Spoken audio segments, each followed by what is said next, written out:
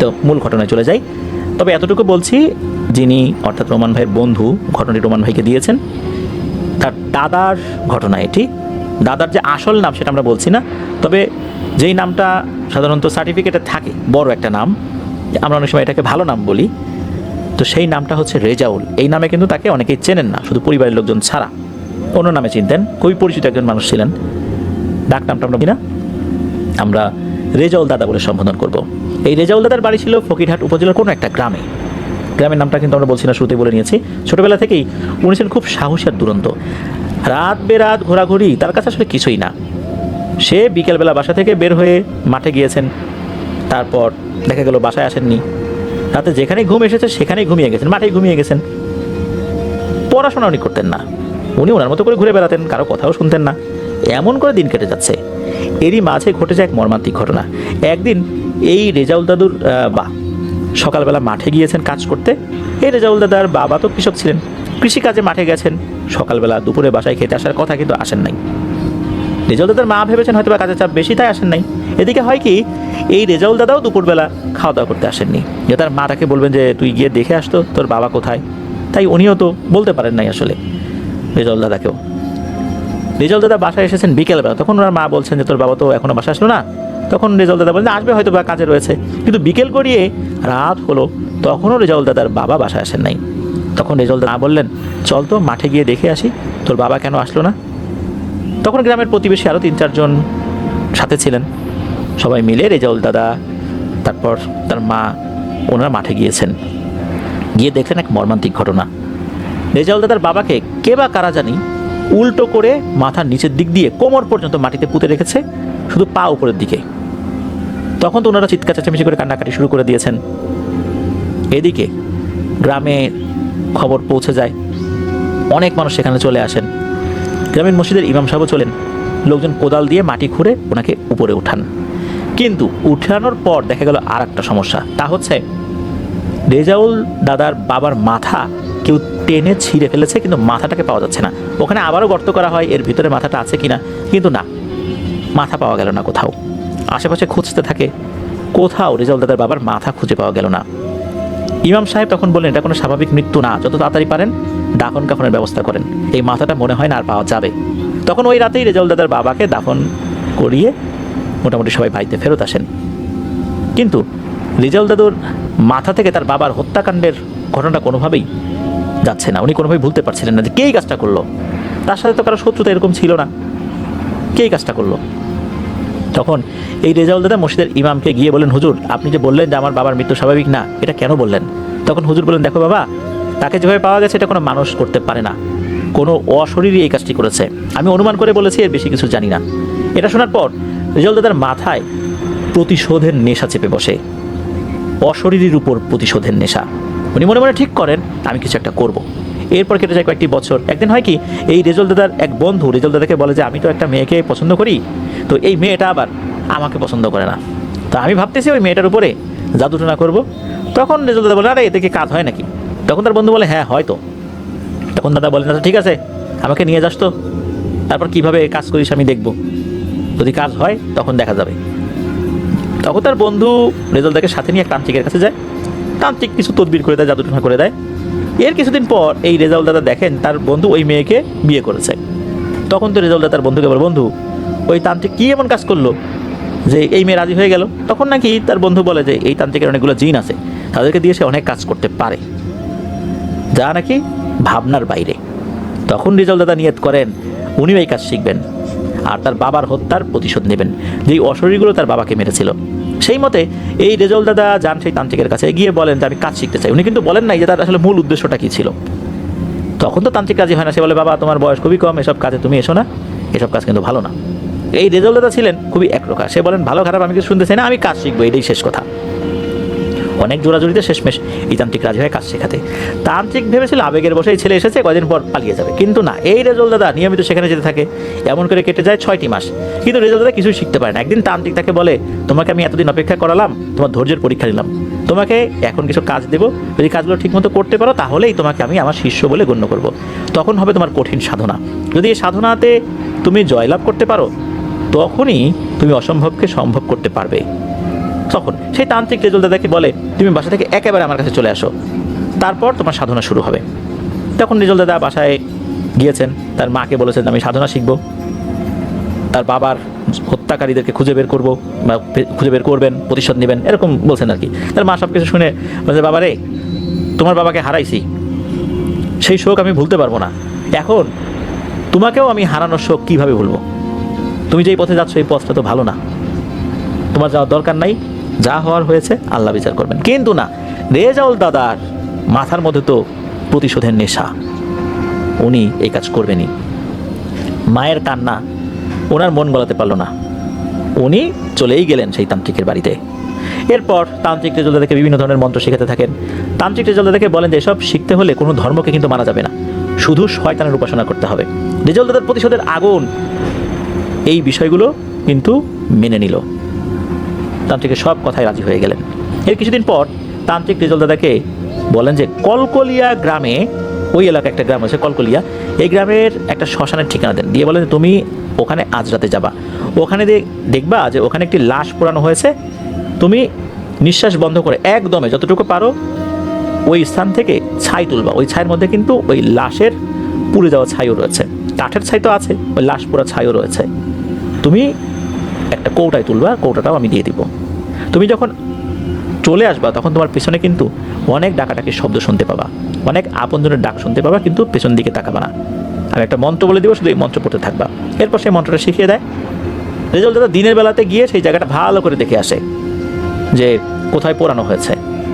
দিনের বেলাতে গিয়েছেন, দিনের বেলাতে যখন গিয়েছেন তখনও কিন্তু মানে পোড়ানো শেষ হয়েছে, আশেপাশে গরম আবহাওয়া, আবহাওয়া বলতে ওই যে কাঠের বা কয়লার যে আগুনের তাপ তখনও কিন্তু চতুর্দিকে রয়েছে। এটা তো ঠান্ডা হতে সময় লাগবে না, চিন্তা করুন রাত হতে হতে সেটা ঠান্ডা হয়েই যাবে। উনি রাতের বেলা গিয়েছেন, মন্ত্র পড়তে পড়তে গিয়েছেন, এরপর নিঃশ্বাস বন্ধ করে ছাই নিয়ে ওই কৌটায় যখন ঢুকিয়ে উল্টো দিকে ঘুরেছেন, আবার নিঃশ্বাসও যখন আবার ছেড়ে দিয়েছেন, তখন পেছনে কান্নাকাটির শব্দ শুরু হয়। হঠাৎ তার বাবার কণ্ঠে কেউ বলে ওঠে, রেজাউল তুই এই ছাই নিস না রে বাবা, এটা আমাকে দিয়ে যা, আর আমার মাথাটা নিয়ে যা। খুব করুণ কণ্ঠে কিছু একটা বলছে, এরকমভাবে অনেক কথাই বলছে, সব কথা বুঝতে পারেন নাই রেজল দাদা। রেজল দাদা কিন্তু পেছন দিকে তাকান নাই। উনি যতই সাহসী হন না কেন, বয়সটা ছিল কম, ভয় তো পেয়েছেনি। উনি একটা পর্যায়ে দৌড়াতে থাকেন। উনি যখন দৌড়াতে থাকেন তখন মনে হচ্ছিল পেছনে কেউ আসছে, ওনার সমান তালে কেউ দৌড়াচ্ছে, দপ দপ দপ দপ পায়ের আওয়াজও হচ্ছে। তবে এরপর উনি পেছন দিকে তাকান নাই, উনি এক দৌড়ে ওই তান্ত্রিকের বাড়ির সামনে এসে ওই উঠোনের উপর চিৎকার দিয়ে অজ্ঞান হয়ে পড়ে যান। সকালবেলা রেজল দাদার জ্ঞান ফিরে দেখে তান্ত্রিক তার পাশে বসে আছে আর হাসছে, বলছে কিরে বেটা, এত ভয় পেয়ে গেলি, এরপর তারও বড় বড় কাজ করতে হবে, তখন কি করবি রে বাবা? তুই এক কাজ কর, তুই বাসায় চলে যা, এসব জিনিস ভালো না রে, এত ছোট কাজেই তুই এরকম হয়ে গেলি, অজ্ঞান হয়ে পড়ে গেলি। আমি তো এগুলো করতে গিয়ে আমার পরিবারকে হারাইছি। তখন রেজল দাদা বলেন, না, আমি যখন এসেছি মরে গেলেও আমি আর বাড়িতে ফেরত যাবো না, এগুলো শিখে তারপর যাব। তখন তান্ত্রিক বলে, আচ্ছা থাক তাহলে। এরপর কেটে যায় অনেকগুলো দিন। রেজল দাদা অনেক তন্ত্রমন্ত্র এর মধ্যে শিখে ফেলেছে আর কি। এরপর একদিন ওই তান্ত্রিক রেজল দাদাকে বলে যে এক কবরস্থান থেকে মাটি আনতে, ঠিকানা বলে দেয়। তো রেজল দাদা সেখান থেকে মাটি নিয়ে আসেন। এরপর ভিন্ন ভিন্ন 5 নদীর পানি, 13টি ভিন্ন ভিন্ন পুকুরের পানি আনতে বলেছে ওই তান্ত্রিক, সেটাও নিয়ে আসেন। তো আনার পর এই পানি মিশিয়ে তার ভিতর কবরস্থানের মাটি আর শ্মশানের মাটি মিশিয়ে মন্ত্র পড়ে একটা বন্ধন সৃষ্টি করে। তখন রেজল দাদা জিজ্ঞেস করেন এটা দিয়ে কী হবে? তখন ওই তান্ত্রিক বলে, সময় হলে বলবো। এদিকে রেজল দাদা আরও অন্য সব মন্ত্র শিখতে থাকেন। একদিন তান্ত্রিক রেজল দাদাকে বলেন যে শোন, এখন একটা কাজ করতে হবে, এমন একটা মহিলার লাশ আনতে হবে যেই মহিলার বিয়ে হয়নি কিন্তু সে অন্তঃসত্ত্বা অবস্থা আত্মহত্যা করেছে। তখন রেজল দাদা বলেন যে এইটা দিয়ে আবার কী হবে, আর এরকম মহিলা পাওয়া যাবে কোথায়? তখন বেদান্তিক বলে, এটা যদি করা যায় তাহলে তুই এমন একটা শক্তিশালী পিশাচকে বশ করতে পারবি যেটাকে দিয়ে তুই অনেক কাজ করতে পারবি।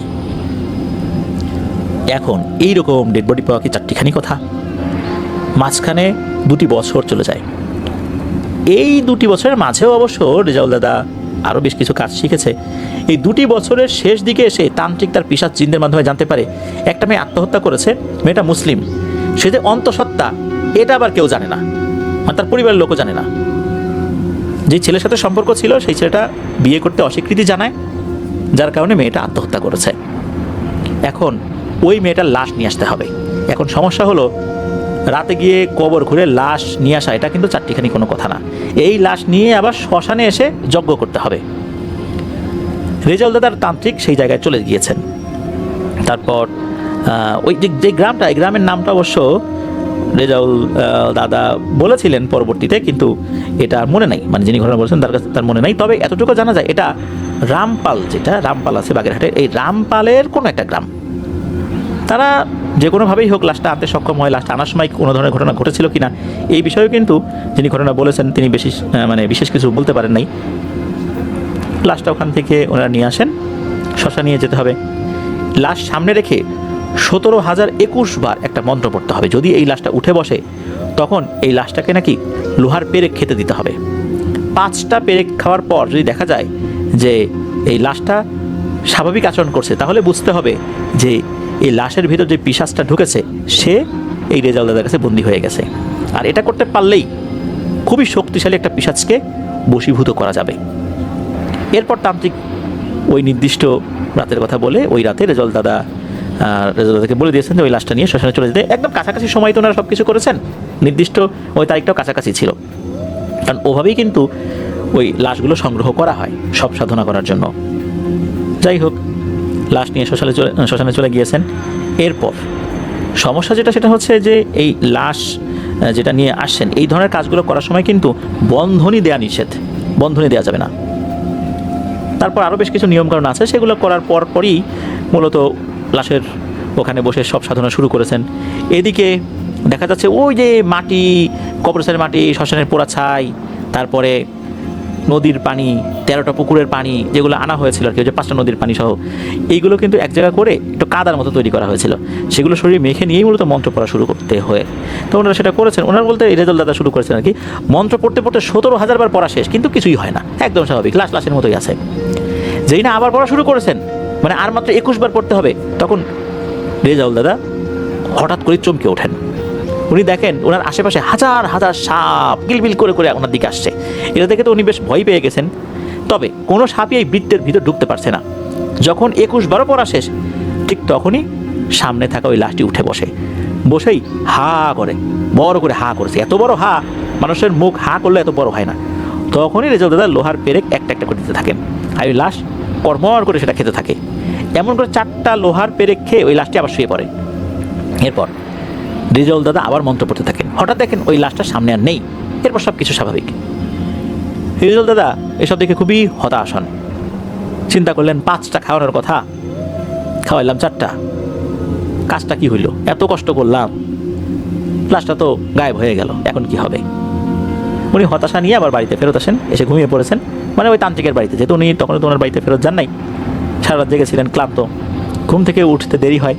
বিকেলবেলা তান্ত্রিকের সব কথা খুলে বললে তান্ত্রিক মানে সাবাস বেলা, তুই তো পারছিস, 5টা খাওয়ানোর আগেই তো লাশ বশীভূত হয়ে গেছে রে, ওই পিশাচ বশীভূত হয়ে গেছে, আর কোনো সমস্যা নাই। ওই যে লাশটা নিয়ে গেল, ওই লাশটা কিন্তু এখন ওই পিশাচের দখলে চলে গেছে। এই লাশটা আর কখনোই পাওয়া যাবে না, খোঁজ খবর করে কোনো লাভ হবে না। ওই দিন রাতে প্রথমবার রেজাউল দাদা ওই পিশাচকে আহ্বান করেন।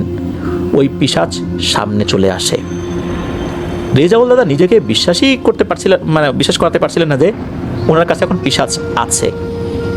এরপর বিভিন্ন সময় রেজাউল দাদা সাধনার মাধ্যমে আরও 6টি পিশাচ বশ করেন। মোট তার কাছে 7টি পিশাচ ছিল। তান্ত্রিক এগুলো সবই জানতেন। তান্ত্রিক রেজাউল দাদাকে শিখিয়ে দিয়েছেন যে কীভাবে সব কিছু করতে হবে, এই বশ যেন কেটে না যায়, এই কাজগুলো কীভাবে করতে হবে। তান্ত্রিক একটা পর্যায়ে বলেন যে তার জানা যত বিদ্যা ছিল সব কিছুই এই রেজাউল দাদাকে শিখিয়ে দিয়েছেন। এখন রেজাউল দাদা যেন বাড়িতে চলে যায়। দীর্ঘ 9 বছর ধরে এই তান্ত্রিকের সাথে থেকে এই কাজগুলো শিখেছেন। এখন রেজাউল দাদা নিজেই কাজ করতে পারবেন। গুরুর কাছ থেকে বিদায় নিয়ে উনি বাড়িতে ফেরত আসেন। এসে দেখেন তার মা আর বেঁচে নেই। তার যে সমস্ত আত্মীয় স্বজনগুলো ছিল তাদের কাছ থেকে জানতে পারেন তার মা মারা গেছেন। মারা যাওয়ার আগ পর্যন্ত তার মা শুধু এই রেজাউল দাদাকে দেখতে চাইতেন। মৃত্যুর আগ পর্যন্ত ছেলের অপেক্ষায় ছিলেন। মায়ের জন্য তার কষ্ট হয়, খারাপ লাগে, কিন্তু ওই যে বাবার হত্যার প্রতিশোধের নেশা, এটা কিন্তু তার ভিতরে এমনভাবে দাউ দাউ করে জ্বলছিল যেটা কিন্তু মায়ের শোককেও অনেকটাই তাকে ভুলিয়ে দেয়। এই যে এত বছর, দীর্ঘ 9 বছর ওই তান্ত্রিকের কাছে উনি ছিলেন, একটা বারের জন্য বলেন নাই উনি ওই পিশাচটাকে খুঁজে বের করতে চান যে তার বাবাকে হত্যা করে। তার বাবা সম্পর্কে কিছুই বলেন নাই উনি, কিচ্ছু না। তার কাছ থেকে তো কাজ শিখেছেন।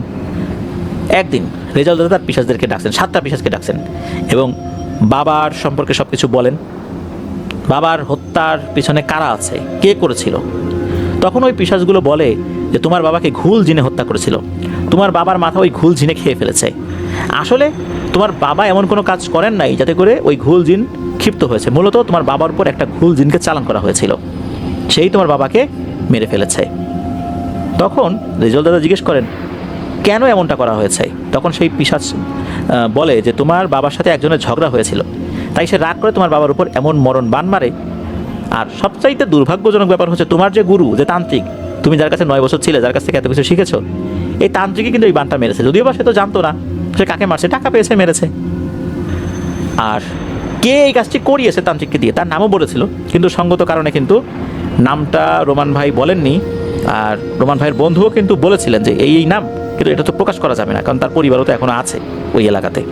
তো যাই হোক, রেজাউল দাদা ওই তান্ত্রিকের কাছে গিয়েছেন এবং বলেন যে কেন আমার বাবাকে বান মারলে? তখন তান্ত্রিক বলে দেখো বাবা, আমি টাকা নিয়েছি, বান মেরেছি, তখন তোমাকে আমি চিনতাম না। আর এরপর তুমি যখন আমার কাছে আসো তখনও তো তোমার বাবা সম্পর্কে কিছু বলোনি, এই জন্য আমি কিন্তু এই বিষয়গুলো জানি না। আর তুমি আমার কাছে এতদিন আসছো, অনেক কিছু শিখেছো, তুমি তো জানো আমাদের কাজের ধরন কি। আমি যদি জানতাম এটা তোমার বাবা, তুমি যদি পূর্ব থেকে আমার পরিচিত হতে, তাহলে তো আমি কাজটা করতাম না। তো এইভাবে বিভিন্ন কথা বলে রেজাউল দাদাকে শান্ত করেছেন। রেজাউল দাদা বাসায় আসছেন। বাসায় আসার পর রেজাউল দাদা উনি তো এখন লোক চিনে ফেলেছেন কে তার বাবাকে হত্যা করিয়েছে। উনি জানতে পারলেন যে এই লোক বাদে তার স্ত্রী এবং তার 2টো সন্তান ছিল। প্রথমে এই 3টার উপরে উনি বান মারছেন। বান মারার 21 দিনের মাথায় তার পরিবারের 3জনই মারা যায়। রেজাউল দাদা এরপরে বান মারে ওই লোককে, সেও 7 দিনের মাথায় মারা যায়। এই বান মারতে গিয়ে এক শক্তিশালী পিশাচের আশ্রয় নিয়েছিল। আর এই পিশাচকে খুশি করতে 4টি নরবলি দিতে হয়েছিল। 4 জনকে মারতে হবে, 4টা নরবলি দিতে হয়েছে। এই রেজাউল দাদা উনি 4টি শিশু নরবলি দিয়েছেন। এই 4টি শিশু আবার চুরি করিয়েছেন ঘুল জিনকে দিয়ে। এই ঘুল জিন নাকি বাচ্চা চুরিতে খুবই পটু, তাদের মতো বাচ্চা চুরি নাকি অন্য কোনো জিন সহজে করতে পারে না। আর এই ঘুল জিন সম্প্রদায়ের সদস্যরাই কিন্তু রেজাউল কবিরাজের বাবাকে মেরেছিল। তো যাই হোক, একটা পর্যায়ে ওই জিনকে কিন্তু এই রেজাউল দাদা বন্দি করে তার কাজে লাগাতে থাকেন যে আমার বাপকে মারছিস, এবার তোকে দিয়ে আগে কাজ করায়নি। এর মাঝে এই রেজাউল দাদা উনি বিয়ে করেছেন, 2টি ছেলে এবং 1টি কন্যা সন্তান হয়। এই রেজাউল কবিরাজ আস্তে আস্তে ছোট ছোট রুগী দেখা বাদ দিয়ে বড় বড় রুগী দেখতে থাকেন, কারো ক্ষতি করা, কারো বান মেরে ফেলা, এসব বড় বড় কাজ করতে থাকেন আর অনেক টাকা আয় করতে থাকেন। এরই মাঝে তার কাছে একটা লোক আসে, সে এসে বলে তার একটা কাজ করে দিতে হবে। তখন এই রেজাউল দাদা বলেন যে কী কাজ? তখন সে বলে একটা পরিবারের উপর বান মেরে এর পুরো বংশকে পুরোপুরি শেষ করে দিতে হবে। তখন সে কাজটি নিয়ে নেয় এবং এটা তো অনেক আগের ঘটনা, বহু আগের ঘটনা। এই কাজের জন্য তাকে 2 লাখ টাকা দেওয়ার কথা বলে। ওই সময় প্রেক্ষাপটে 2 লাখ টাকা মানে কিন্তু অনেক টাকা। রেজাউল কবিরাজ তো রাজি হয়ে যান। পরে তার 7টা পিশাচদের সাথে আলোচনা করে কি করা যায়। ওই পিশাচগুলো বলে এই কাজ করাটা তাদের এখতিয়ারের বাইরে। হ্যাঁ, তারা পারবে, অনেক সময় লাগবে, তারা পারবে না তা না, সময় দিতে হবে, 1 বছরের সময় লাগতে পারে, আস্তে আস্তে শেষ করবে। কিন্তু রেজাউল কবিরাজ বলে না, এত সময় দেওয়া সম্ভব না, খুবই দ্রুত কাজ করতে হবে। তখন ওই পিশাচগুলো বলে তাহলে একটা বিশেষ শ্রেণীর পিশাচকে ডাকতে হবে, তাকে খুশি করতে হবে। সে কিন্তু কারো বশ মানে না, সে যদি খুশি হয় সে তোমার কাজ করে দিবে। তখন রেজাউল কবিরাজ বলে যাও তাকে গিয়ে বলো যে আমি তাকে ডাকতেছি। তখন ওই পিশাচগুলো বলে তাকে এভাবে ডাকলে সে আসে না, তাকে যজ্ঞ দিয়ে ভোগ দিয়ে ডাকতে হয়। তাকে যদি বলা হয় এই কথা তাহলে আমাদেরকেই সে মেরে ফেলবে, ওইখানেই সে অপমানিত হবে, সে অপমানিত বোধ করবে এইভাবে তাকে ডাকতে গেলে। তখন ওই পিশাচদের কাছ থেকে শিখে নেয় কীভাবে তাকে ডাকতে হবে, তাকে ডাকার পদ্ধতিগুলো কী কী। সেই মতে রেজাউল কবিরাজ তাকে আহ্বান করে। আসলে ওই জিনের নাম কি, কোন গোত্রের পিশাচ, এগুলো জানা যায়নি, তবে সে খুবই শক্তিশালী একটা পিশাচ। সে হাজির হয়, এসে বলে বল তোর কি ইচ্ছা। তখন সে পিশাচকে সব কথা খুলে বলে। তখন সে বলে আমি কাজ করে দিব, আমি যা চাই তোকে কিন্তু দিতে হবে, বল তুই রাজি। কোনো চিন্তা ভাবনা না করেই রেজাউল দাদা রাজি হয়ে যান। এরপর ওই পরিবারে মোটামুটি 120 দিনের মাথায় ওই পরিবারে যত সদস্য ছিল, কতজন সদস্য ছিল এটা জানা যায়নি, স্বামী স্ত্রী সন্তান সন্ততি সহ ওই পরিবারের উপর নির্ভরশীল যত মানুষ ছিল প্রত্যেকেই মারা যায়, বিভিন্নভাবে মারা গিয়েছে। একদম ওই পরিবার পুরোপুরি শেষ করে দেওয়া হয়েছে। তখন ওই পিশাচটা আসে, এসে বলে তোর কাজ তো আমি করে দিছি, এখন দে আমার প্রাপ্যটা আমাকে বুঝিয়ে দে। তখন রেজাউল দাদা বলেন কি চাই আপনার বলুন। তখন এই পিশাচটা এমন একটা জিনিস চেয়ে বসে, এটা শুনে রেজাউল দাদার পায়ের মাটি সরে যায়। তখন এই পিশাচটা বলে যে রেজাউল তোর ছোট মেয়েকে আমাকে দিয়ে দিবি, আর তুই দিবি কি দিবি না এটা তোর ব্যাপার, আমি তো আমার জিনিস ঠিকই নিয়ে নিব। আর মনে রাখিস, শুধু তোর ছোট মেয়ে না, তো 3 পুরুষ পর্যন্ত যত কন্যা সন্তান হবে সব আমার। আর শুধু এটাকেই আমি পৃথিবীতে জীবন্ত অবস্থায় নিচ্ছি, এরপর যে কন্যা সন্তানগুলো হবে এদেরকে কিন্তু আমি জীবিত অবস্থায় এইভাবে নিব না। হ্যাঁ, জীবিত থাকবে মায়ের পেটে, ওই অবস্থাতে নিয়ে যাব। এই বলেই নাকি ওই পিশাচটা চলে যায়। এদিকে রেজাউল কবিরাজ তো চিন্তায় পড়ে যান, কী করা যায়। তাতে তার সব পিশাচ দিনদেরকে ডাকেন, সমাধান চান, কিন্তু তার পিশাচগুলো বলে যে আমরা এর সাথে মোকাবেলা করে পারবো না, কারণ সে অনেক শক্তিশালী। এই রেজাউল কবিরাজ পড়ে যায় এক চিন্তায়। 7 দিনের মাথায় রেজাউল কবিরাজের ওই ছোট মেয়েটা মারা যায়। রেজাউল কবিরাজ বুঝে ফেলে যে সে কত বড় ভুল করেছে। সে নিজের বাবার হত্যাকাণ্ডের প্রতিশোধ নেওয়ার জন্য এই কবিরাজি শিখেছে টানা 9 বছর।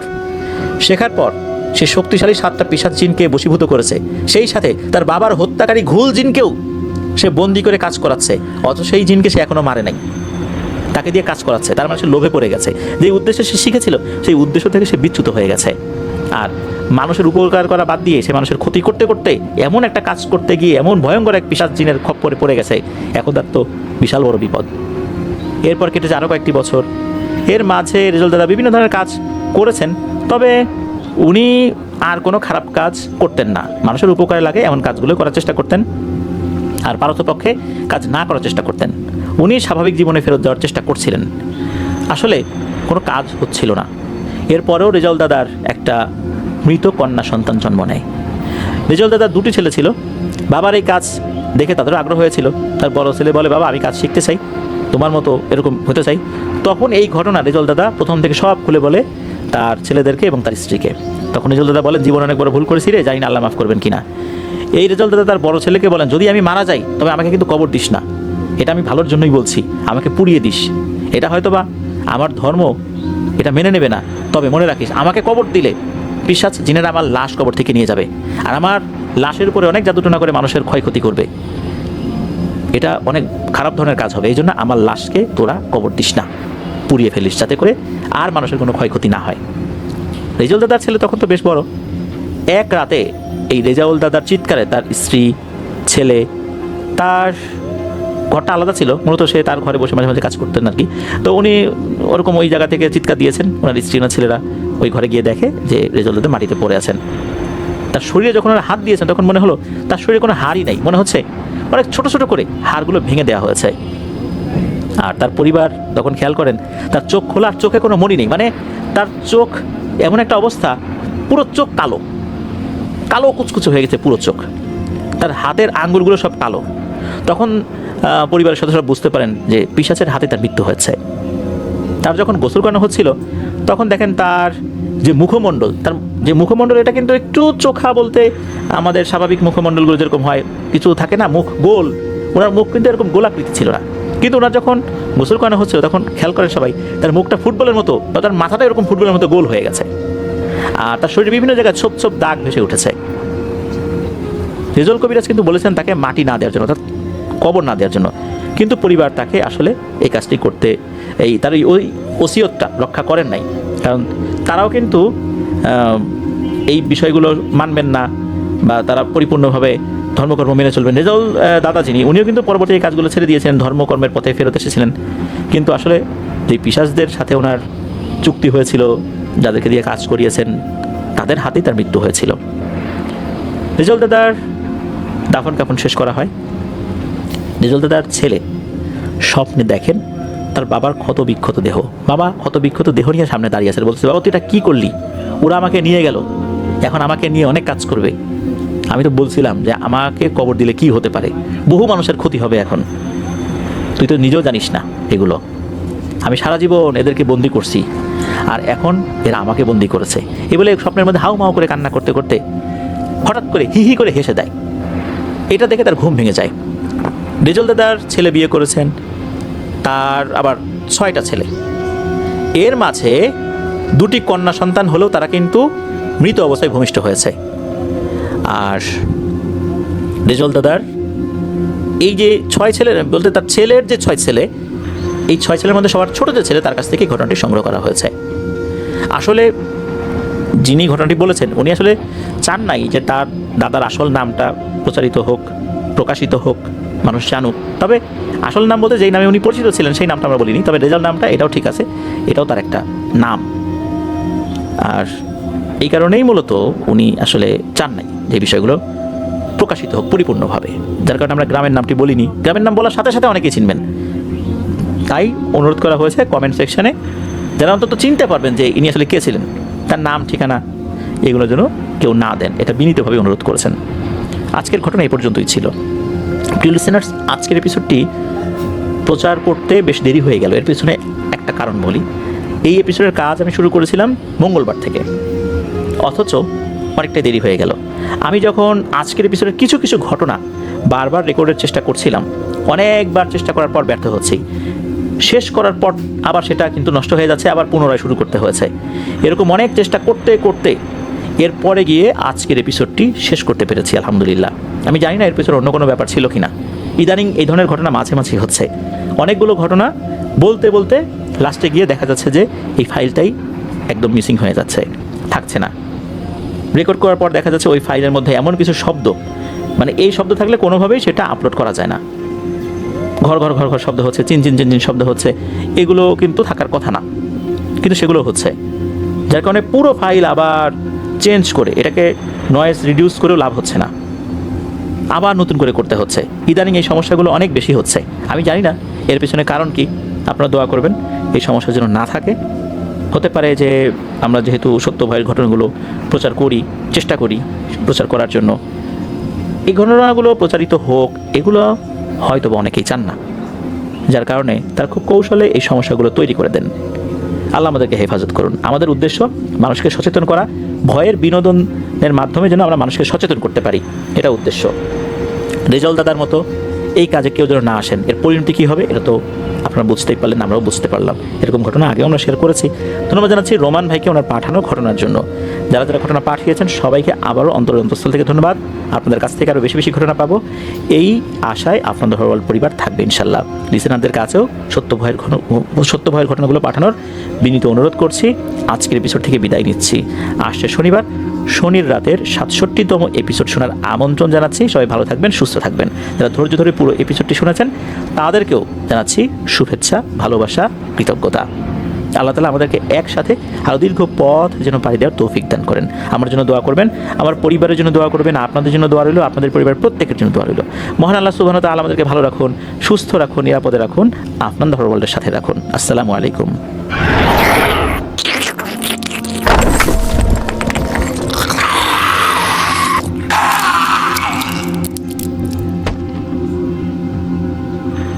আবারও স্বাগতম জানাচ্ছি প্রিয় লিসেনার্স আমাদের এবারে থার্সডে নাইটে 201তম এপিসোডের পঞ্চম ঘটনায়।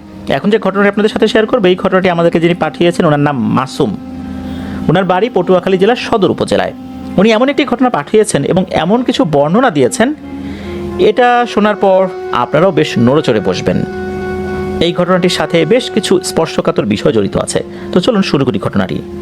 মাসুম ভাইয়ের বাবা একজন বিডিআর কর্মকর্তা ছিলেন, যেটা বর্তমানে বিজিবি নামকরণ করা হয়েছে। 2021 সালে উনি অবসরে গিয়েছেন। ঘটনা যখন ঘটে তখন সময়টা 2003 সালের জুন কি জুলাই মাসের দিকে। তখন মাসুম ভাইয়ের বয়স 5 বছর। ওনারা তখন গ্রামের বাড়িতে ছিলেন, যেটা ওই সময় ছিল পটুয়াখালীর বাউফলে। ওনার আম্মু একদিন সকালবেলা ঘুম থেকে উঠে দাঁত ব্রাশ করার পর যখন এই পেস্টের ফেনা মুখ থেকে উনি বাইরে ফেলছিলেন, তখনই খেয়াল করলেন যে এটা কিছুটা বাঁকাভাবে মাটিতে পড়ছে। পরে উনি এটা আবার করার পর দেখছেন যে ঠিক একই রকমভাবে আগের মতোই বাঁকাভাবে, মানে বাঁকা ডিরেকশনে পড়ছে। পরে আয়নার দিকে তাকিয়ে উনি দেখেন যে ওনার মুখটা ডান দিকে কিছুটা বেঁকে গেছে। এটা দেখে তো উনি বেশ ভয় পেয়ে যান। ওনার কাছে ওনার মনে হচ্ছে মাইনর স্ট্রোক হয়েছে। পরবর্তীতে এই মাসুম ভাইয়ের আব্বুকে ফোন করা হয়। তখন কিন্তু এই 2003 সালে সবার হাতে মোবাইল ফোন ছিল না, তখন দোকানে গিয়ে কল করতে হতো। আর তখন ওনার আব্বু ওই নির্দিষ্ট দোকানে ফোন করলে ওখান থেকে লোক পাঠিয়ে এনাদেরকে ডাকা হতো, ওনারা আবার ওখানে উপস্থিত থাকতেন, এরপর ফোন করলে আবার কথা বলতেন। তো এইভাবে কিন্তু ফোনে যোগাযোগ হতো। ওই পরিচিত কিছু দোকানের নাম্বার ওনাদেরকে দেয়া হয়েছিল, বিশেষ করে ওই এলাকাতেও, মানে যেখানে উনি কর্মরত ছিলেন আর কি, এই মাসুম ভাইয়ের বাবা। একটা দোকানের নাম্বার না, কয়েকটা দোকানের নাম্বার। তো ওভাবে কিন্তু যোগাযোগ হতো। যখন যোগাযোগ হয় তখন মাসুম ভাইয়ের বাবা পরামর্শ দিলেন পটুয়াখালী সদর উপজেলায় নিয়ে গিয়ে ডাক্তার দেখানোর জন্য। ওখানে পরিচিত অর্থাৎ আত্মীয়দের মধ্যেই একজন পরিচিত ডাক্তার ছিলেন, তার কাছে নিয়ে যাওয়া হয়। যে ক্লিনিকে নিয়ে যাওয়া হয় ওই ক্লিনিকের নাম হচ্ছে মুক্তি ক্লিনিক, ওখানে ওনার চেম্বার ছিল। এরপর মাসুম ভাইয়ের আম্মুকে কিছু টেস্ট দেওয়া হলো। টেস্টের রিপোর্টে মাইনর স্ট্রোক বা এই ধরনের কোনো কিছু আসেনি। আর যেহেতু মাসুম ভাইয়ের বাবা একজন তৎকালীন বিডিআর সদস্য ছিলেন, তো পিলখানাতে তো ভালো চিকিৎসা হবে, এই জন্য ওই ডক্টর উনি বললেন যে পিলখানাতে যেহেতু ওখানে ভালো চিকিৎসার ব্যবস্থা আছে, ওইখানে কোনো অভিজ্ঞ ভালো মানের চিকিৎসকের কাছে নিয়ে যেতে। পরবর্তীতে সেই পরামর্শ অনুযায়ী ঢাকার পিলখানাতে নিয়ে যাওয়ার সব বন্দোবস্ত করানো হয়। ওই সময় কিন্তু এই মাসুম ভাইয়ের বাবা উনি কিন্তু ঢাকাতে কর্মরত ছিলেন না, উনি ছিলেন যশোর এলাকাতে। ফোনে ফোনে যোগাযোগ হচ্ছে, উনি যশোর থেকে সরাসরি ঢাকায় আসবেন। আর এই যে মাসুম ভাই তারপর ওনার আম্মু, ওনারা পটুয়াখালী থেকে লঞ্চ যোগে ঢাকায় আসবেন, সদরঘাটে নামবেন, এরপর ঢাকার ভিতরে ঢুকবেন আর কি। তো এরকম তো পরিকল্পনা করেছেন। আর এর মধ্যে ওই যে যাকে প্রথমে দেখানো হয়েছিল আর কি ডাক্তার, উনি কিছু ওষুধ লিখে দিলেন, কিছু মেসেজ দেখিয়ে দিলেন, এই জিনিসগুলো করতে বলেন, গরম পানি কীভাবে ব্যবহার করতে হবে এই বিষয়গুলো শিখিয়ে দিলেন। তো এইভাবে কিন্তু সব পরিকল্পনা যখন করা হয়, আর মেইন যে পরিকল্পনাটা সেটা হচ্ছে যে কিভাবে আসা হবে, লঞ্চে তো আসা হবে, সাথে কে কে আসবে সেটাও করা হলো, মানে ঠিক করা হলো। এরপর ঢাকায় আসার পর কোথায় থাকবেন, ঢাকায় আসার পর এই মাসুম ভাইয়ের যিনি মেজো খালা তার বাসায় থাকবেন, তার বাসা ছিল মিরপুরে, ওইখান থেকেই মূলত এই পিলখানায় নিয়ে আসা হবে আর কি এই মাসুম ভাইয়ের আম্মুকে। স্বল্প সময়ের মধ্যেই রওনা দিতে হবে ঢাকার উদ্দেশ্যে। যেহেতু 2003 সালে যাতায়াতের মাধ্যম এতটা ভালো ছিল না, সবাই লঞ্চে আসা যাওয়া করতো, ওনারা নির্ধারিত সময়ের আগে পৌঁছে গেলেন বগা লঞ্চ ঘাট এলাকাতে। গিয়ে দেখেন ঈদের সময়ের মতো অনেক মানুষের ভিড় ওখানে। পরে জানতে পারলেন যে আসলে ওই দিন গলাচিপা বা অন্য কোনো একটি রুটের লঞ্চ বন্ধ ছিল। আর তখনকার সময় পটুয়াখালী থেকে ঢাকা রুটে মাত্র 2টি লঞ্চ চলাচল করত, তাও এখনকার সময়ের তুলনায় বেশ ছোট। বেশ কিছুক্ষণ পরে একটি লঞ্চ আসলো, সেটা অবশ্য ওনারা উঠতে পারেনি মানুষের ভিড়ের কারণে। এর কিছু সময় পর শেষ লঞ্চটি আসে, সেটার নাম যতটুকু জানিয়েছেন সেটা সাগর 1 বা সাগর 2 এটা হতে পারে, তবে সাগর নামটা ছিল ঠিক আছে 1 বা 2। তবে ওই লঞ্চটা একটু ছোটোই ছিল, ওই সময় এখনকার মতো তো এরকম কেবিনের সংখ্যাও ছিল না। একে তো লঞ্চ ছোটো, কেবিনের সংখ্যাও কম, আর দিকে সময়ও নাই, কারোর সাথে যোগাযোগ করার সুযোগও ওনারা পাচ্ছেন না। বাধ্য হয়েই লঞ্চের ডেকে চাদর বিছিয়ে কোনোভাবে 3 জনের জন্য ব্যবস্থা করা হলো। ওনাদের চাদরটা ডেকের সামনের দিকে, তবে মাঝ বরাবর ছিল। আশেপাশে অনেক মানুষজনও ছিল। সাধারণত পটুয়াখালী থেকে ঢাকা রুটের লঞ্চগুলো পটুয়াখালী, বগা, ফতুল্লা, ঢাকা এই রুটটা ফলো করে, এখানে দাঁড়ায়, অর্থাৎ বগাতে দাঁড়ায়, ফতুল্লাতে দাঁড়ায়, ঢাকাতে দাঁড়ায়। পটুয়াখালী থেকে লঞ্চ যাত্রা শুরু করে 1 ঘন্টা লাগে নাকি বগা লঞ্চ ঘাটে আসতে, এরপরে একবারে নারায়ণগঞ্জের ফতুল্লা ঘাটে। এর মাঝখানে অন্য কোথাও নাকি সহজে দাঁড়ায় না, খুব ইমার্জেন্সি না হলে আর কি। যথারীতি ওনারা রাতের খাবার শেষে শুয়ে পড়েছেন। মধ্যরাতে হঠাৎ আর্তনাদ শুনে ঘুম ভেঙে গেল মাসুম ভাইয়ের। মাসুম ভাই দেখতে পেলেন ওনার ছোট খালামণি আপা আপা কোথায় আপনি, কোথায় আপনি বলে জোরে জোরে চিৎকার করছে এবং দৌড়ে লঞ্চের এই মাথা থেকে ও মাথায় যাচ্ছে, ও মাথা থেকে এই মাথায় আসছে। এদিকে মাসুম ভাই তখনও কিছু বুঝে উঠতে পারেনি ঘটনাটা কি। পরে উনি জানতে পারলেন ওনার খালামণির হঠাৎ ঘুম ভাঙার পর তখন মাসুম ভাইয়ের আম্মুকে পাশে দেখছে না। ওয়াশরুমে গেলেও তাকে পাওয়া গেল না, আর ওয়াশরুমে গেলেও তো খালামণিকে ডেকে নিয়ে যাওয়ার কথা। তবু উনি কিছুক্ষণ অপেক্ষা করলেন, হয়তোবা খালামণি ঘুমাচ্ছিলেন এই জন্য ডাকেনি। পরে সন্দেহ হওয়ার পর খুঁজে দেখার পর দেখা গেল কোথাও থেকে পাওয়া যাচ্ছে না। খালামণির কান্নাকাটি যখন এরকম চলছে, চিৎকার চেঁচামেচি চলছে, তখন কিছু কিছু মানুষ বলছেন যে আপনার বোন তো অসুস্থ ছিল, হয়তোবা বমি করার জন্য লঞ্চের সাইডে গিয়েছিল, শরীর খারাপ লাগছিল, লঞ্চের সাইডে গিয়েছিল একটু দাঁড়ানোর জন্য, বাতাস লাগার জন্য, হয়তোবা মাথা ঘুরে পানিতে পড়ে গেছে। আশ্চর্য বিষয়, লঞ্চে এতগুলো মানুষ, কেউ কোনো কিছু স্পষ্টভাবে বলতে পারছে না, কেউ দেখেইনি। পরবর্তীতে লঞ্চের মাস্টার বা চালক যিনি ছিলেন তাকে জানানো হয়। এটা জানার পরই বলেন যে ইতোমধ্যেই লঞ্চ চাঁদপুর পার হয়ে এসেছে, এটা ঘুরিয়ে এখন খুঁজে দেখা সম্ভব নয়, আর যদি এমন কিছু হয়েও থাকে তাহলে আর কোনো লাভ নেই, তার বাঁচার কোনো আশা নেই। এরপর আশেপাশে যে লোকজনগুলো ছিল তাদের চাপের কারণে লঞ্চ ঘুরিয়ে কিছু সময় খোঁজা হয়, কিন্তু কোনো কিছুতেই কোনো লাভ হয়নি। সকালে কয়েকজন মানুষ এই মাসুম ভাইকে এবং ওনার খালামণিকে নিয়ে মিরপুরের সেই মেজো খালামণির বাসায় দিয়ে আসে। ওই লঞ্চেরই কয়েকজন ব্যক্তি যারা যাত্রী হিসাবে ছিলেন আর কি, তারা চিন্তা করে এরকম একটা ঘটনা ঘটে গেছে, তারা এগিয়ে দিয়ে আসেন আর কি, মানবিক কারণে আর কি। আর ওনারাও জানা যে এই ঘটনা ঘটেছে। এদিকে ওনার আব্বু, উনি তো চলে আসেন ঢাকাতে সকাল 9টা কি 10টার দিকে, এই মিরপুরে মেজো খালামণির বাসায় আসেন আর কি। তিনি যখন এই ঘটনা শোনেন, উনিও খুব ভেঙে পড়েন যে এটা কি হলো, এরকম তো হওয়ার কথা না। এদিকে ওই সময়ে অন্যান্য যারা আত্মীয়স্বজন ছিল তাদেরকে জানানো হয়, ঢাকার ভিতরে যারা ছিল তারাও এই মেজো খালামণির বাসায় চলে আসে। এরপর তারা সদরঘাটে যায়, থানায় গিয়ে তারা জিডি করবেন। তবে ওই সদরঘাট থানা ওখান থেকে কিন্তু জিডিটা নেয়নি। তারা বলেন যে ঘটনাটা মূলত এই এলাকায় ঘটেনি, আপনারা অন্য এলাকায় যান, বলতে যেখানে ঘটনা ঘটেছে সেখানে। পরবর্তীতে আরও ভালো পরামর্শের জন্য কেরানীগঞ্জ থানায় যাওয়া হয়। কেরানীগঞ্জ থানা থেকে বলা হলো যে আসলে জিডি করে এগুলো খুব একটা বেশি লাভ হবে না, আপনারা মামলা করেন লঞ্চের নামে। তবে মাসুম ভাইয়ের আব্বাও সেটাতে রাজি হননি। কারণ ওনার আব্বু এই কারণে রাজি হয়নি, উনি বলেছেন যে এখানে তো আসলে লঞ্চ কর্তৃপক্ষের কোনো দোষ নেই, তারা তো ধাক্কা দিয়ে ফেলেও দেয়নি বা এরকম কোনো কিছু বোঝা যাচ্ছে না, সুতরাং তাদের নামে মামলা করে আমি করবোটা কি, এটাতে তারা হয়রানির শিকার হবেন। এতে করে আমাদের উপরও তাদের একটা বিরূপ ধারণা জন্মাবে যে আমরা ইচ্ছা করে এরকম একটা ঘটনা ঘটাচ্ছি, বিষয়টা ভালো হবে না, সুতরাং আমি এটা করতে চাই না। এটাই উনি পুলিশদেরকে জানান। এরপর মানে এর পরের রাতে মাসুম ভাইয়ের আব্বু, ওনার এক খালু যার নাম হচ্ছে মাসুদ, ওনার 2 চাচা যার নাম হচ্ছে কামাল এবং জাহিদ, ওনার চাঁদপুরের উদ্দেশ্যে রওনা দিয়েছেন। রাতে গিয়ে সেখানে থাকেন। সকালে একটি ট্রলার ভাড়া করে লঞ্চের লোকদের দেয়া সম্ভাব্য অংশে মাইকিং করতে থাকেন। যেহেতু এত লম্বা একটি সময় পার হয়ে গিয়েছে যে ওনার আম্মু নিখোঁজ হয়েছেন, তাই সবাই জীবিত পাওয়ার আশা ছেড়ে দিয়ে অন্তত লাশটা নিজ এলাকায় নিয়ে গিয়ে যেন দাফন করা যায় সেই চেষ্টা চালাচ্ছে। নদীর তীরে যেখানে কাক উঠতে দেখা যায় সেখানে ট্রলার নিয়ে গিয়ে দেখেন যে ওখানে কিছু আছে কিনা, কারণ কাক উঠলে ওখানে হয়তো বা মৃতদেহ থাকতে পারে, মৃতদেহের উপরে বসবে, মৃতদেহকে ঠোকর দিয়ে কিছু খাওয়ার চেষ্টা করবে, এটাই তো স্বাভাবিক। তো ওনারা এরকম সন্দেহজনক যেই বিষয়টি চোখে পড়তো সেখানে ট্রলার নিয়ে যেতেন। বিকেল পর্যন্ত এভাবেই চলতে থাকলো। সবাই বিষণ্ণ এবং ক্লান্ত হয়ে আশা ছেড়ে দেওয়ার মতো অবস্থায় চলে গেছেন।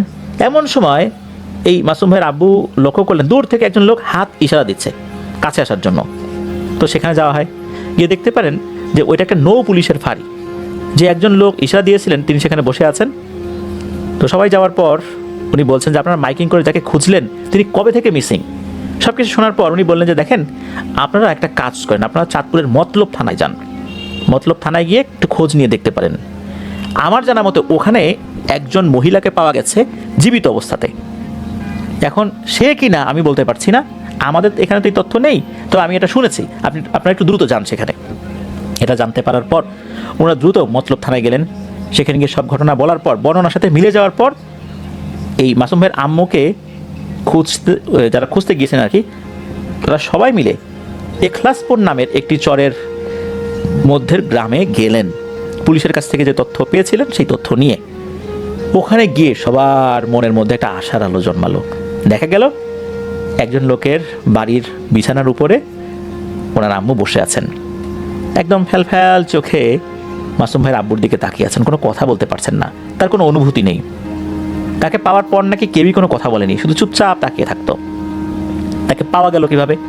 তাকে যারা পেয়েছেন সবাই মূলত পেশাদার জেলে না, মূলত একটা পরিবার, মানে যেই পরিবার পেয়েছেন এই পরিবারে 3 জন ভাই। 3 ভাইয়ের মধ্যে 2 জন ঢাকা থাকেন আর একজন হচ্ছে মাঝে মাঝে মাছ ধরেন, সবসময় না মাঝে মাঝে আর কি। সেদিন ইলিশ মাছ ধরার জন্য তারা 3 ভাই বেরিয়েছেন, মানে তারা ঢাকা থেকে আসেন, বেরিয়েছেন আর কি। ফজরের আজান দিবে ভাব, তখন ওরা ফেরত আসবেন। হঠাৎ করে মনে হচ্ছে একটা মৃদু আওয়াজ ওনাদের কানে আসছে, বাঁচাও বাঁচাও। এই শব্দ শুনে সেদিকে কিছুক্ষণ ট্রলার চালাতেই ওনারা দেখতে পেলেন পানির মধ্যে 2টো হাত ভেসে আছে। তার কাছে যাওয়ার সাথে সাথে নাকি ট্রলার এমনি এমনি বন্ধ হয়ে যায়। তখন দেখা গেল এটা একটা মহিলা ভেসে আছে, হাত দুটো একটু উঁচু করা। ওনারা ভেবেছিলেন ইনি হয়তো মারা গেছেন, কিন্তু বাঁচাও বাঁচাও আওয়াজটা কে করেছে? এইভাবে তো জীবিত মানুষ ভেসে থাকে না সাধারণত। যখনই নাকি তাকে টেনে এই নৌকার উপরে তোলা হয়, আশ্চর্যজনকভাবে সাথে সাথে ট্রলারটি নিজে থেকেই চালু হয়ে যায়। ট্রলার যে ইঞ্জিনটা ছিল এই ইঞ্জিনটা কিন্তু হ্যান্ডেল দিয়ে ঘুরিয়ে ঘুরিয়ে চালাতে হয়, বন্ধ হয়ে গেলেও একই রকমভাবে কিন্তু হ্যান্ডেল ঘুরিয়ে চালাতে হয়, কিন্তু এটা এমনিতেই নাকি চালু হয়ে গিয়েছিল। তাদের ভাষ্য মতে, বিশেষ করে যারা উদ্ধার করেছেন তাদের ভাষ্য মতে, যে মাসুম ভাইয়ের আম্মুর বডিটা যদি আরেকটু সামনের দিকে চলে যেত তাহলে নাকি এই চাঁদপুরের যে মোহনা, ওই মোহনার যে পাক সৃষ্টি হয়, যে পানি চক্র যেটা, এর মধ্যে পড়ে যেত। তাহলে কিন্তু কোনোভাবেই আর তার লাশ পাওয়া সম্ভব হতো না। ওনার ওখানে এই দৃশ্যটা দেখলেন, উদ্ধার করলেন, এরপর স্বাস্থ্য কমপ্লেক্সে নিয়ে গেলেন। সেখানে পুলিশ আসে, পুলিশ তাদের হেফাজতে রাখতে চায়, কিন্তু ওই যে পরিবারের লোকেরা তারা বলেন না, আপনারা এইটা আসলে করলে খুব একটা বেশি ভালো হবে না, আমরা যেহেতু উদ্ধার করেছি আপনারা যত তথ্য লাগে রাখেন, আমরা আমাদের বাসায় নিয়ে যাই, আমরা যত্নআত্তি করি। পুলিশও দেখলেন যে আসলে যেই পরিবার উদ্ধার করেছে তারা খুবই ভদ্রলোক। দুজন ওখানে ছিলেন যারা ঢাকাতে চাকরি করতেন, কথাবার্তা থেকে শুরু করে সব কিছু পুলিশের কাছে ভালো লাগে। তখন বলেন ঠিক আছে, আমরা আপনাদেরও তথ্য রেখে দিচ্ছি, আপনারা আপনাদের হেফাজতে রাখেন, যখন আমাদের প্রয়োজন হবে, আমরা যখন তাকে নিয়ে আসতে বলবো আপনারা কিন্তু নিয়ে আসবেন। তারাও কথা দেয় যে হ্যাঁ ঠিক আছে, আপনাদের যখন প্রয়োজন হবে সাথে সাথে জানাবেন, আমরা নিয়ে আসবো, আমাদের পরিবারে নারী সদস্যরা আছে, ওনারা এই ভদ্র মহিলার দেখভাল করবেন। তো ওভাবেই কিন্তু পুলিশ তাদের হাতে এই মাসুম ভাইয়ের আম্মুকে ছেড়ে দিয়েছিলেন। তো পুলিশ কিন্তু বেশি কিছু জানতে পারছিলেন না, কেননা মাসুম ভাইয়ের আম্মুর জ্ঞান ফিরলেও মাসুম ভাইয়ের আম্মু কোনো কথা বলছেন না, তার নাম কি, তার বাড়ি কোথায়, কোনো তথ্য জানতে পারছিলেন না। পুলিশ শুধু একজন ক্যামেরাম্যান ডেকে ওনার একটা ছবি তুলে রেখেছিলেন, এটাই। তাছাড়া তো তার কোনো তথ্য জানা যাচ্ছিল না। আর ওই পরিবারের সদস্যরা বলেছিলেন তারা যদি কোনো কিছু জানতে পারেন সাথে সাথে পুলিশকে অবহিত করবেন। এখন পুলিশ জাস্ট এতটুকুই বলতে পারে যে তারা আশেপাশে যে নৌ পুলিশ ফাঁড়িগুলো ছিল বা আশেপাশে কাছাকাছি যেই থানাগুলো ছিল তাদের কাছে এতটুকু জানিয়েছেন যে এরকম একজন ভদ্র মহিলাকে পাওয়া গেছে, কিন্তু কোনো কথা বলছে না। চাঁদপুরের এখানে পানির মধ্যে তাকে পাওয়া গিয়েছিল, স্থানীয় কিছু লোকজন তাকে উদ্ধার করেছে। তো এই ঘটনা এই পর্যন্তই, মানে তার উদ্ধারের ঘটনাটা এই পর্যন্তই। সবচেয়ে অদ্ভুত বিষয় হচ্ছে লঞ্চ থেকে নিখোঁজ হয়ে যাওয়া থেকে শুরু করে নিয়ে ওই উদ্ধার করা লোকদের হাতে ওনার আম্মু পৌঁছানোর আগ পর্যন্ত সময়ের পার্থক্য 4 ঘন্টার কাছাকাছি। নদীর মধ্যে একটা মানুষ 4 ঘন্টা কিভাবে জীবিত থাকে? আর নদী থেকে উদ্ধার হওয়ার পর ওনার আম্মুর মুখের যে বাঁকা সমস্যা, মানে বাঁকা হয়ে যাওয়ার যে সমস্যাটা, যেটার কারণে ঢাকাতে নিয়ে আসার সব বন্দোবস্ত করা হয়েছিল, এই সমস্যাটা কিন্তু আর নাই। ওই বাড়িতে মোটামুটি উনি স্বাভাবিক আছেন। যেদিন ওনাকে খুঁজে পাওয়া যায়, প্রথমত কোনো কথাই বলছিলেন না, উনি কোনো খাবারও খেতে চাচ্ছিলেন না। ওখান থেকে তো নিয়ে আসা হয়, পুলিশকেও সব তথ্য দিয়ে দেওয়া হয়, পুলিশকেও প্রমাণ দিতে হয়েছে যে আসলে এই ভদ্র মহিলা অর্থাৎ মাসুম ভাইয়ের আম্মু এই পরিবারেরই সদস্য। ওখান থেকে যখন নিয়ে আসা হয়, নিয়ে আসার পর থেকে ওনার আম্মু কথা বলতে শুরু করেন, তবে সেই কথা কোনো স্বাভাবিক কথা না, সব এলোমেলো কথাবার্তা, কোনোভাবেই তাকে থামানো যাচ্ছে না। ঢাকাতে নিয়ে আসা হয়, সবাই তো অনেক খুশি, তাকে জীবিত অবস্থায় উদ্ধার করা হয়েছে, কেউ তো আশাই করেনি। কিন্তু ওনার আম্মু কাউকে চিনতে পারছেন না, সবাইকে গালিগালাজ করছেন। বিশেষ করে কোনো মহিলা যদি খোলা চুল নিয়ে ওনার সামনে আসতেন, ওনার আম্মু নাকি চিৎকার করে বলে উঠতেন সাপ সাপ সাপ, আর খাবার একদমই খেতে চেতেন না। খাবার সামনে আনলেই বলতো পোকা, খাবারের মধ্যে পোকা। কেউ খোলা চুল নিয়ে গেলে তাকে তো মারতে আসতেন আর কি, তবে মাথায় কাপড় দিয়ে সামনে আসলে উনি কিছু বলতেন না, একদম স্বাভাবিক থাকতেন। এর মধ্যে পিলখানাতে ডাক্তার দেখানোর জন্য নিয়ে যাওয়া হয়, ডাক্তার অ্যাডমিট করার অনুমতি দেননি তার ওই আচরণগত ওই সমস্যার কারণে। এসব বুঝতে পেরে ওনাকে একজন হুজুর দেখানোর সিদ্ধান্ত নেওয়া হয়। একজন হুজুর আসেন, হুজুরকে দেখে ওনার আম্মু একদম চুপচাপ হয়ে যান। হুজুর এসে উনি ওনার মতো তদবির দেওয়ার চেষ্টা করেছেন। ওনার আম্মুর হাতের নখ চেপে ধরে দোয়া দুরুদ পড়ছেন, যেভাবে অনেক সময় জিন হাজির করা যায়, অনেকক্ষণ চেপে ধরে রাখছে, অনেকভাবে চেষ্টা করেছেন, কিন্তু কিছুতেই কোনো কিছু হচ্ছিল না। হুজুর বললেন যে আমার বিদ্যা এখানেই শেষ, আমি পারলাম না, আমি এইভাবেই কাজ জানি, কিন্তু হয় নাই, আমার দ্বারা এটা হবেও না, আপনারা আরও ভালো কারোর সাথে যোগাযোগ করেন। এর মধ্যে অবশ্য পিলখানাতে তাকে ভর্তি করানো হয়, কিন্তু কোনো পরিবর্তন হচ্ছে না। ডাক্তার চিকিৎসা তো করে যাচ্ছেন, ওখানে যে হসপিটাল ছিল সেখানে চিকিৎসা হচ্ছে, তবে হসপিটালের ওখানে যে মসজিদটা রয়েছে, এই মসজিদের হুজুরের কাছে গিয়ে এই মাসুম ভাইয়ের বাবা সব কথা খুলে বলেন। হুজুর সব শুনে উনি বলেন যে ঠিক আছে, আপনি এশার নামাজের পরে আসেন, দেখি আমি কিছু করতে পারি কিনা।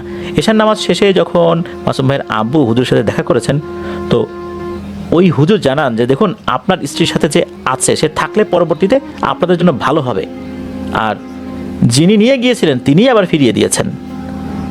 কিন্তু মাসুম ভাইয়ের আব্বু বলেন যে দেখেন হুজুর, আমি আলহামদুলিল্লাহ ডাল ভাত খেয়েই ভালো আছি, আমার স্ত্রী আগে যেমন ছিল আপনি তেমন করে দেওয়ার ব্যবস্থা করেন, অন্য কেউ থাকুক চাই না, থাকলে যে ভালো কিছু হবে না এটা তো আমরা দেখতেই পাচ্ছি। হুজুর বলেন আচ্ছা ঠিক আছে, আপনারা যেহেতু চাচ্ছেন আমাকে কিছু জিনিস প্রস্তুত করে দেন। উনি কিছু জিনিসের কথা বলেন আর কি, আর হুজুর বলেন যে এই জিনিসগুলো আমি প্রস্তুত করে দিব, এরপর এগুলো ব্যবহার করবেন। আগামীকাল আসরের নামাজ এই মসজিদে পড়বেন, তবে আমি নিজেই মসজিদ থেকে বের হব। বের হওয়ার পর আপনি আমার সাথে কোনো কথা বলবেন না, আমি হাঁটতে থাকবো, শুধু আমার সাথে সাথে হাঁটবেন। আমি যেই জিনিসগুলো দিব সেগুলো ব্যবহার করবেন। আমি যে জিনিসগুলো দিব সেখানে লেখা রয়েছে, কাগজে লিখে দিব যে কীভাবে ব্যবহার করতে হবে। আর আমার কাছ থেকে নিয়ে যাওয়ার পর আমি যখন ইশারা দিব সব শেষ, আমি কিন্তু চলে যাব। আমার দিকে কিন্তু ঘুরে তাকানোর চেষ্টাও করবেন না, এটাই পরামর্শ। তো এরকমটাই করা হয়। মাসুম ভাইয়ের আব্বু সেভাবেই কাজগুলো করেন। তবে হয় কি, হুজুর কিছু পানি দিয়েছিলেন, এই পানিটা মাসুম ভাইয়ের আম্মুর গোসলের সময় বালতির পানির সাথে মিশিয়ে দেওয়ার কথা ছিল। উনি কোনোভাবেই মিশিয়ে দিতেন না। উনি একা একা গোসল করতে যেতেন, কোনোভাবেই মিশাতে দেবেন না। একদিন হয় কি, গোসল করার সময় খালামণি পেছন থেকে দৌড়ে গিয়ে বোতল থেকে একটু পানি ওনার মাথায় ঢেলে দিয়েছেন এবং দৌড় দিয়ে ঘরে চলে আসেন, যেন ক্ষিপ্ত হয়ে ওনার আম্মু মারতে আসতে না পারে। মাথার উপর যখন পানিটা ঢেলে দেওয়া হয়েছে, মনে হলো যে ওনার শরীরটা একটু ঝাঁকি দিয়ে উঠেছে, কিছু একটা হয়েছে, এরকমটা মনে হয়েছে। এরপর উনি গোসল করতে গিয়েছেন, গোসল শেষ চুপচাপ এসে কথা না বলেই শুয়ে পড়েছেন। অনেকক্ষণ যাবৎ ঘুমিয়েছেন একটানা। এরপর ওঠার পর আল্লাহর রহমতে অনেকটাই স্বাভাবিক। তারপর যেই যে জিনিসগুলো দেওয়া হয়েছে সেগুলো অনায়াসে ব্যবহার করতে দিচ্ছিলেন আর কি। শুরু দিকে তো এগুলো ব্যবহার করতে দিতেন না, আর এলোমেলো কথাও বলছেন না। আস্তে আস্তে সব কিছু স্বাভাবিক হয়ে যাচ্ছে আল্লাহর রহমতে। এই চিকিৎসাটা বেশ কিছুদিন ধরে চালাতে হয়। এরপর আলহামদুলিল্লাহ উনি পূর্ণ স্বাভাবিক হয়ে যান। আলহামদুলিল্লাহ ওনার আম্মু ভালো আছেন, সুস্থ আছেন। ওনার আব্বু তো এখন আর কর্মরত নেই, উনি অবসর জীবনযাপন করছেন। এটাই ছিল ঘটনা। প্রিয় লিসেনার্স, আসলে বেশ অদ্ভুত রহস্যময় একটি ঘটনা। কিভাবে হারিয়ে গেল লঞ্চ থেকে, আবার আল্লাহর রহমতে তাকে পাওয়া গেল। সত্যি এ এক বিস্ময়কর ঘটনা। এরকম ঘটনা আমরা আসলে খুব কম শুনি, কম পাই। এই ঘটনার মধ্যে যেই জায়গাগুলোর কথা বলা হয়েছে, যেমন বর্তমান যে বিজিবির যে সদর দপ্তর পিলখানা, সেখানে যেই মসজিদ, সেই মসজিদের ইমাম সাহেবের প্রসঙ্গটা চলে আসছে। কিন্তু 2003 সাল সেই ইমাম সাহেব এখন আছে কি নাই তা তো আমরা জানি না। তারপর আরও যেই তথ্যগুলো, যেমন তাকে যারা উদ্ধার করেছিলেন তারাও খুব অবাক হয়েছিলেন যে এভাবে একটা মানুষ জীবিত অবস্থায় উদ্ধার করা যায়। বডি ভেসে রয়েছে, ওনারা ভেবেছিলেন মারা গেছে, 2 হাত উঁচু হয়ে আছে। তার মানে হচ্ছে পানির ভেতরে কোনো মানুষ মারা গিয়ে যদি ফুলে থাকে তখন কিন্তু এরকমটা হয়, কিন্তু উনি তো জীবিত, কীভাবে উনি ভেসে আছেন সেটাই তো একটা কথা। তো আসলেই আল্লাহ তাআলার রহমত ছিল বলেই আজকে উনি সুস্থ হয়ে আছেন। নদীর মধ্যেই এতটা সময় ছিলেন, মোহনার একদম কাছাকাছি চলে গিয়েছিলেন, ঠিক সেই সময় তাকে পাওয়া যায়। আল্লাহর কি ইশারা! আলহামদুলিল্লাহ, সুম্মা আলহামদুলিল্লাহ। ধন্যবাদ আবারও মাসুম ভাইকে ওনার পাঠানো ঘটনার জন্য। প্রিয় লিসেনার্স, চলুন চলে যাব আমাদের আজকের থার্সডে নাইটের 201তম এপিসোডের শেষ ঘটনায়।